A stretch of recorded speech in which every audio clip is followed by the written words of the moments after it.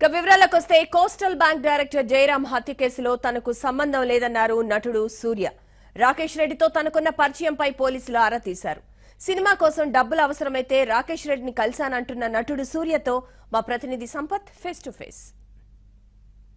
పారిశ్రామికవేత్త జయరాం హత్య కేసులో ఆరోపణలు ఎదుర్కొన్నటువంటి సినీ నటుడు సూర్య ప్రస్తుతం మనతో పాటు ఉన్నాడు. అసలు జయరాం ఏ విధంగా తెలుసు, శిఖా చౌదరి ఏ విధంగా తెలుసు, ప్రధాన నిందితుడుగా ఉన్నటువంటి రాకేష్ రెడ్డితో ఉన్నటువంటి సంబంధాలు ఏంటి తెలుసుకునే ప్రయత్నం చేద్దాం. అసలు రాకేష్ రెడ్డితో మీకు ఎలా పరిచయం అయింది, మీకున్న సంబంధం ఏంటి? అందరికీ నమస్తే అండి. ఖచ్చితంగా ఈ జయరాం గారి, రాకేష్ రెడ్డి, శిఖా చౌదరి ఈ కేసులో నా ప్రమేయం ఏంటన్నది మీకు ఖచ్చితంగా చెప్పాల్సిన అవసరం నాకుంది. ఎందుకంటే నా ఫ్రెండ్స్ కానీ, కొలీగ్స్ కానీ, డైరెక్టర్స్ కానీ, ప్రొడ్యూసర్స్ కానీ, ముఖ్యంగా పద్మశ్రీ గారికి కానీ ఖచ్చితంగా చెప్పాల్సిన బాధ్యత నాకుంది. సో నేను కలియుగానే ఒక సినిమా చేశానండి. ఆ సినిమా క్రమంలోనే నాకు ఒక 25 lakhs రిలీజ్కి తక్కువ వచ్చినాయి. ఆ క్రమంలోనే నేను వాళ్ళని వీళ్ళని అందరినీ అడుగుతున్న క్రమంలో ఒక అన్న నాకు రాకేష్ రెడ్డిని పరిచయం చేశాడు. తను రియల్ ఎస్టేట్ అని, తను పొలిటికల్గా వాళ్ళతో పెద్దవాళ్ళతో వెళ్తూ ఉంటాడని. సో నెక్స్ట్ ఈ సినిమా వాళ్ళకి అవి ఫైనాన్స్ ఇస్తాడని చెప్పడం జరిగింది. తర్వాత నేను కలవడం జరిగింది. ఏది సినిమా చూపిస్తావని అడిగాడు. సినిమా కూడా నా కలియుగ సినిమా చూపించాను. చూసిన తర్వాత చాలా బాగుంది సూర్య, డెఫినెట్గా నేను హెల్ప్ చేస్తాను, నీకు 25 lakhs అడిగాను నేను. మళ్ళీ తిరిగి ఎలా ఇస్తావని కూడా అడిగాడు. నేను చెక్స్ ఇస్తానన్నా, నోట్ కూడా రాసిస్తాను. సినిమాకి ఒక శాటిలైట్ ఉంటుంది, శాటిలైట్ రైట్స్ కూడా మీరు డబ్బులు ఇచ్చేదాకా, మీ డబ్బులు మీకు ఇచ్చేదాకా రైట్స్ కూడా మీ దగ్గరే పెట్టుకోవచ్చు అని చెప్పాను.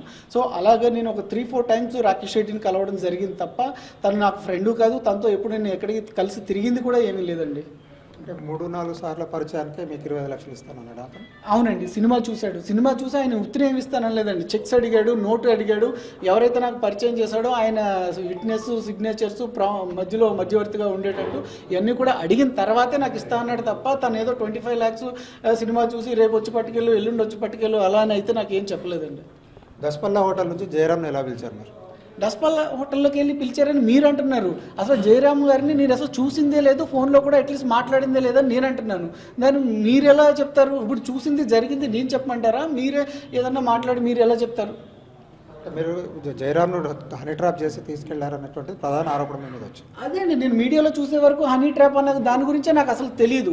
నేను చెప్తున్నాను కదా, ఒకటే విషయం చెప్తున్నానండి. నా ఫోన్ మీరు చెక్ చేసుకోవచ్చు, ఎవ్రీథింగ్ అన్ని నేను సార్ వాళ్ళకి, డీసీపీ సార్ వాళ్ళకి, ఏసీపీ శ్రీనివాస్ సార్ వాళ్ళకి అన్నీ సబ్మిట్ చేశాను. నా దగ్గర ఉన్న ఎవిడెన్స్ కానీ మొత్తం అంతా ఎవ్రీథింగ్ అన్నీ నేను సబ్మిట్ చేశాను. వాళ్ళు ఎప్పుడు పిలిస్తే సార్ వాళ్ళు కూడా నేను ఎప్పుడు వెళ్ళి అటెండ్ అయ్యి నేను ఖచ్చితంగా వాళ్ళకి నా పూర్తి సహకారం నేను అందిస్తాను.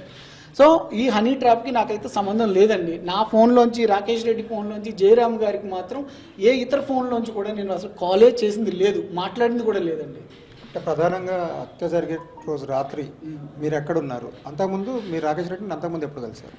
నేను అదే చెప్పినాను కదా, నేను 29th రాకేష్ రెడ్డిని కలిశాను, 30th కూడా కలిశాను.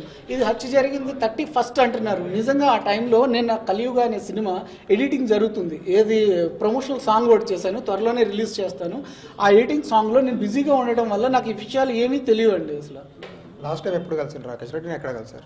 అదే లాస్ట్ టైం 30th కలిసాను తప్ప నేను తర్వాత ఎక్కడ పోలీస్ స్టేషన్ వద్ద కూడా మీరు వెళ్ళారు? అవునండి. 29th నైట్ నేనే కాల్ చేస్తే, అన్న ఆడియో ఫంక్షన్ లేట్ అయిపోతుంది, February 22nd ఆడియో ఫంక్షన్ పెట్టుకున్నాను, మీరు కొంచెం డబ్బులు ఇస్తా అన్నారు కదా, రిలీజ్ కూడా ఒక 20 days 1 monthలో నేను రిలీజ్ చేసుకుంటానన్నా అని చెప్తే, అవునా సూర్య ఎక్కడున్నావు నువ్వు అని అడిగితే, నేను ఇక్కడ ఉన్నానన్నా, ఇది కత్రియా హోటల్ సోమాజిగూడలో ఉన్నానంటే, అవునా ఒకసారి వస్తావా అన్నాడు. అడ్రస్ ఏదో చెప్తుంటే నాకు తెలియలేదు. సరే అన్న లొకేషన్ షేర్ చేయండి అని చెప్పి అక్కడ రాయదుర్గం పోలీస్ స్టేషన్ దగ్గర ఉంటే అక్కడికి వెళ్ళి తను రిసీవ్ చేసుకోవడం జరిగింది. తర్వాత అక్కడి నుంచి ఇంటికాడ డ్రాప్ చేయడం జరిగింది. అంతే తప్ప నాకు తనని తర్వాత కలిసింది లేదు, పెద్దగా మాట్లాడి అక్కడికి ఇక్కడికి పబ్బులకి పార్టీలకి అవి తిరిగింది కూడా లేదండి. శిఖా చౌదరితో మీకు ఎట్లాంటి పరిచయం? అదే చెప్తున్నాను కదా, శిఖా రెడ్డి అనే పర్సన్ని మీరు మీడియాలో వేసిన తర్వాతే నేను తన ఫేస్ కానీ తనతో మాట్లాడటం కానీ చూడటం జరిగింది తప్ప ముందు తన ప్రస్తావన లేదు, తన పేరు ఏంటో ఏమిటో అన్నది కూడా తెలియదండి. అసలు తనకి డిస్కస్ చేయాల్సిన అవసరం కూడా ఎప్పుడు నా ఇంటెన్షన్ నేను చెప్పుకోవడమే. వెళ్ళిన తర్వాత నేను మా అయితే 10-15 minutes కన్నా తన దగ్గర ఎక్కువ నన్ను కూర్చోబెట్టుకోలేదు. వెంటనే పంపించేవాడు. ఫోన్లో మాట్లాడితే డేట్లు చెప్పేవాడు. ఏది December 10th ఇస్తాను, 25th ఇస్తాను, January 1st ఇస్తాను, ఇలా డేట్లు చెప్పి ఫోన్లోనే ఎక్కువ మాట్లాడుకుని తిప్పించుకునేవాడు తప్ప ఎప్పుడు కలిసింది కూడా చాలా రేర్ టైమ్స్. ఈ 2 monthsలో నాకు కలిసింది 3 times 4 times అంతేనండి. అంటే రాకేష్ రెడ్డి చేసుకునే పార్టీస్కి మీరు అమ్మాయిలను తీసుకెళ్లే వాళ్ళు అనుకుంటుంది కూడా ప్రధానంగా ఆరోపణ ఉన్నది. అదే చెప్తున్నాను కదండి, నేను కలిసిందే తను 3 times అయితే నేను రాకేష్ రెడ్డిని అమ్మాయిలకి ఈ పార్టీస్కి ఎలా తీసుకువెళ్తాను? నేనే ఎవరన్నా పిలిస్తే వెళ్తాను తప్ప నేను ఇంకొకరు ఎవరిని తీసుకువెళ్ళను. అలాంటిది ఏమీ లేదండి. కావాలంటే మీరు ఎవరైనా కనుక్కోవచ్చు ఇండస్ట్రీలో.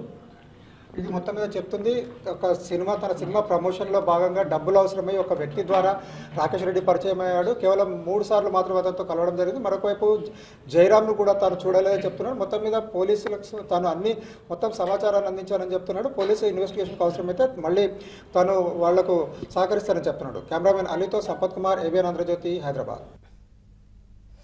60 గంటల పాటు పాక్ చేతిలో బందీగా గడిపిన వింగ్ కమాండర్ అభినందన్ అక్కడ ఎలా ఉన్నారు?